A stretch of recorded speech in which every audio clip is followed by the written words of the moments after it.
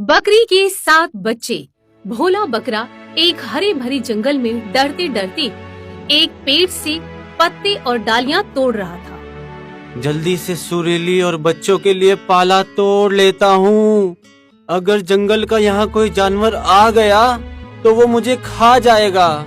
भोला बकरा डरते डरते विशाल जंगल में एक पेड़ से पत्ते और डालियां तोड़कर उन्हें अपने मुंह में लेकर जंगल के बाहर एक इलाके में अपने छोटे से झोपड़े में आता है, जहां घर में उसकी गर्भवती पत्नी सुरीली बकरी अपने 4 बच्चों चिंटू, मिनी, निनी और चमन के साथ बैठी थी।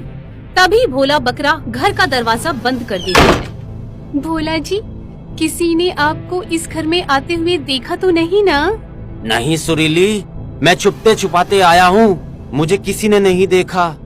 भोला जी, पास वाले जंगल के जंगली जानवरों को पता नहीं चलना चाहिए कि यहाँ इस घर में हम अपने बच्चों के साथ रहते हैं, वरना जंगल के जंगली जानवर हमें और हमारे बच्चों को खा जाएंगे। पता है मुझे सुरीली, इसीलिए तो मैं हमेशा घर में घुसने से पहले बाहर कहीं देर तक खड़ा रहता हूँ और चारों ओर नजरें घुमाकर देखता हूँ कि कहीं कोई जानवर मुझे देख तो नहीं रहा। अच्छा, अब तुम बच्चों को खाना खिलाओ, मैं पास वाले तालाब से पानी लेकर आता हूँ। भोला बकरा एक पानी की बोतल अपने मुंह में लेकर घर से बाहर चला जाता है। तभी सुरीली बकरी अपने घर का दरवाजा अंदर से बंद कर लेती है। सुरीली बकरी जंगल के जंगली जानवरों की वजह से हमेशा अपने घर में अपने बच्चों के साथ ही रहती थी, क्योंकि पास के जंगल में सारे खतरनाक किस्म के खूंखार जानवर रहते थे, जो आए दिन किसी न किसी मासूम जानवर को अपना शिकार बनाते थे।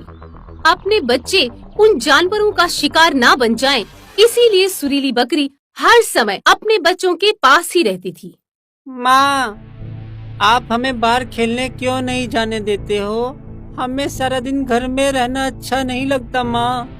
चिंटू बेटा, अभी तुम बहुत छोटे हो, यहाँ बाहर हर जगह खतरा ही खतरा है। यहाँ हर समय जंगल के खूंखार जानवर घूमते रहते हैं, जो मासूम जानवरों को अपना शिकार बनाते हैं। क्या? इसका मतलब वो जानवर हमें भी खा जाएंगे? नहीं मेरी बच्ची, जब तक मैं तुम सबके साथ हूँ, तुम्हें कोई कुछ नहीं कर पाएगा। तभी भोला बकरा पानी लेकर आता है और सब पानी पीकर घर में सो जाते हैं। आधी रात के समय अचानक सुरीली बकरी के पेट में दर्द होने लगता है और वो जोर जोर से चिल्लाने लगती है। अरे सुरीली, चिल्लाओ मत। अगर किसी जानवर ने तुम्हारी आवाज सुन ली तो वो यहाँ आकर हम सबको खा जाएगा। मुझे पेट में बहुत तेज दर्द हो रहा है। तभी सुरीली बकरी एक साथ 3 बच्चों को जन्म देती है। वो बच्चे जोर जोर से रोने लगते हैं।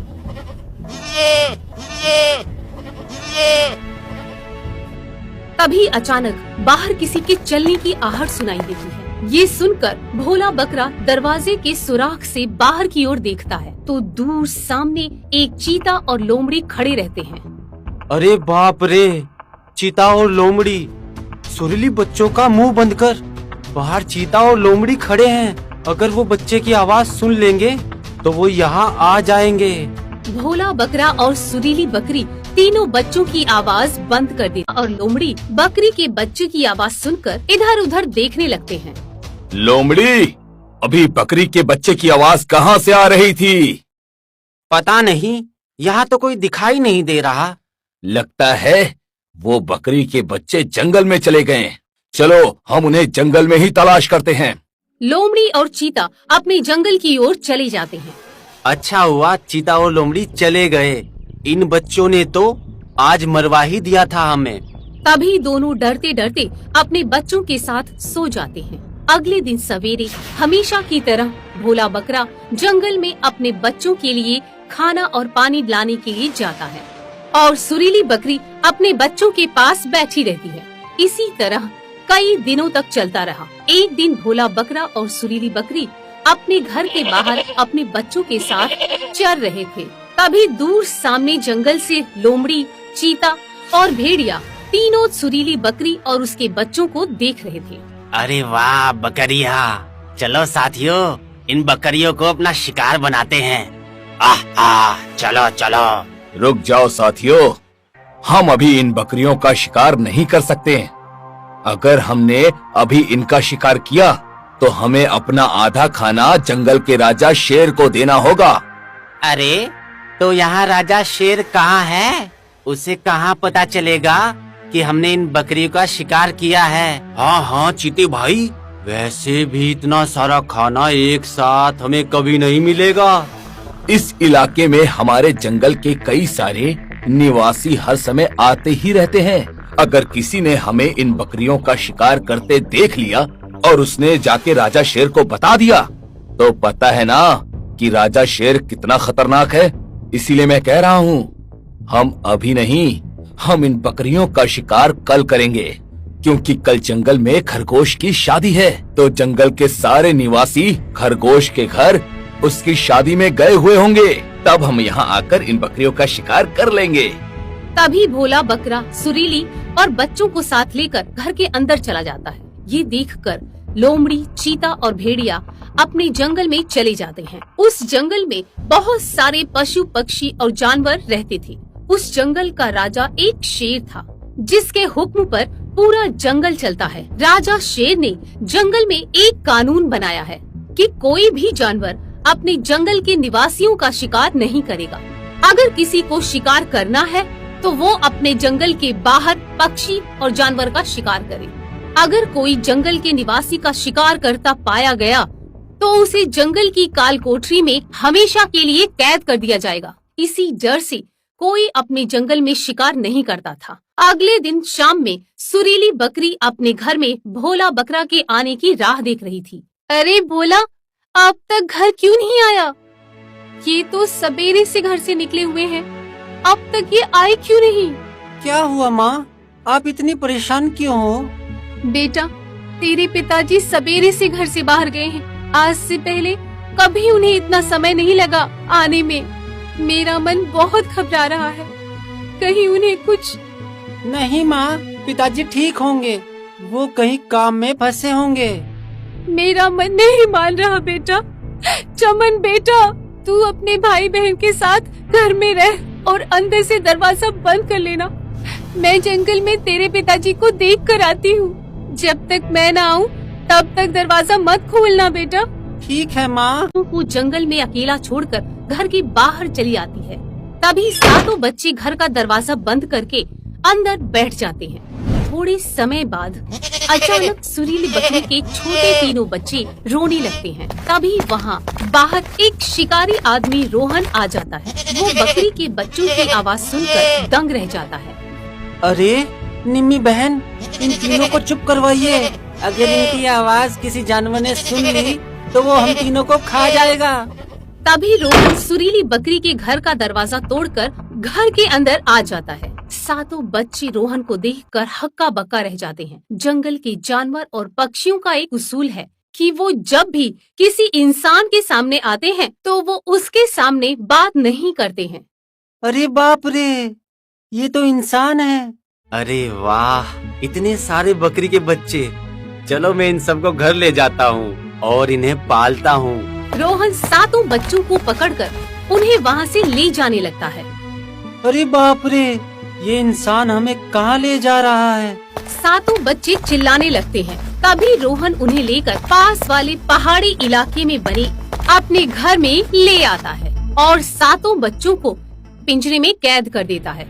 इधर चीता, लोमड़ी और भेड़िया तीनों सुरीली बकरी के घर के पास आते हैं। चलो साथियों, अब जल्दी से जाकर उस बकरी और उसके बच्चों को अपना शिकार बनाते हैं। तीनों सुरीली बकरी के घर में आते हैं तो वहाँ एक भी बच्चा नहीं पाते। ये क्या, बकरी और उसके बच्चे कहाँ हैं? वो जरूर जंगल में कहीं चरने गए होंगे। तीनों घर से बाहर आते हैं। तभी भोला बकरा और सुरीली बकरी दूर से तीनों को अपने घर से निकलता देख लेते हैं। तभी तीनों जंगल की ओर चले जाते हैं। ये देखकर सुरीली और भोला बकरा दौड़ते हुए अपने घर में आते हैं। अरे बाप रे, हमारे बच्चे! भोला जी, कहीं उन तीनों ने हमारे बच्चों को खा तो नहीं लिया? ये क्या हो गया मेरे बच्चे? सुरीली बकरी खूब रोने लगती है। सुरीली, चलो अभी हम जंगल के राजा शेर के पास जाकर उस लोमड़ी, चीते और भेड़िए की शिकायत करते हैं। हम उन तीनों को छोड़ेंगे नहीं। तभी दोनों पास वाले जंगल में आते हैं जहाँ कई सारे पक्षी और जानवर रहते हैं। तभी दोनों उस जंगल के राजा शेर के दरबार में आते हैं और उसे सारी बात बताते हैं। राजा साहब, ये भेड़िया, लोमड़ी और चीता तीनों ने हमारे बच्चों को खा लिया। अब आप भी हमारा न्याय कीजिए राजा साहब। इन तीनों को कड़ी से कड़ी सजा दीजिए राजा साहब। अरे ये बकरी, हमने नहीं खाया तुम्हारे बच्चों को। राजा साहब, ये दोनों बकरियां तो इस जंगल की है ही नहीं, फिर इनकी बात यहाँ क्यों सुनी जा रही है? हाँ राजा साहब, ये हमारे जंगल के निवासी नहीं है। इन्हें हमारे हवाले कर दिया जाए। हम इनका आधा हिस्सा आपको पहुंचा देंगे। देखो बकरियों, इस जंगल में केवल यहाँ के निवासियों की ही बातें मानी जाती हैं। बाहर के निवासियों की यहाँ पर कोई बातें नहीं मानी जाती। सुनो चीता और लोमड़ी, जाओ इन बकरियों को यहाँ से लेकर जाओ और इनके साथ जो तुम्हें करना है वो करो। राजा साहब, ऐसा मत कीजिए। तभी सारे जानवर सुरीली और भोला बकरी को जंगल के बाहर ले आते हैं और उन्हें घेर कर सब जंगल के निवासी उनकी मौत का जश्न मनाते हैं। भोला जी, अब क्या करें? चीता जैसे ही सुरीली बकरी पर हमला करने लगता है, तभी वहाँ रोहन बंदूक लेकर आ जाता है और वो हवा में फायरिंग करता है। ये देखकर सारे पक्षी और जानवर वहाँ से भाग जाते हैं। अरे वाह, दो बड़ी बकरियां, चलो इन्हें भी घर लेकर चलता हूँ। रोहन सुरीली और भोला बकरा को पकड़कर अपने घर ले आता है और उन्हें उनके बच्चों के साथ उस लकड़ी के पिंजरे में डाल देता है।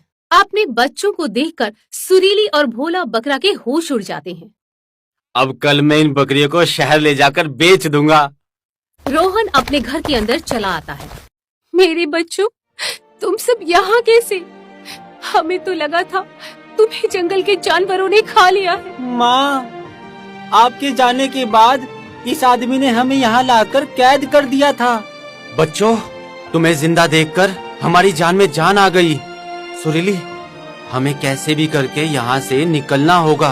रात का समय था। रोहन अपने घर में सोया हुआ था। तभी भोला बकरा और सुरीली बकरी दोनों उस पिंजरे के दरवाजे को अपने सिर से तोड़कर अपने बच्चों को साथ लेकर वहाँ से चले जाते हैं और एक दूर दराज दरिया के पास वाले इलाके में आकर वहाँ रहकर अपने बच्चों के साथ खुशी खुशी अपना जीवन बिताते हैं।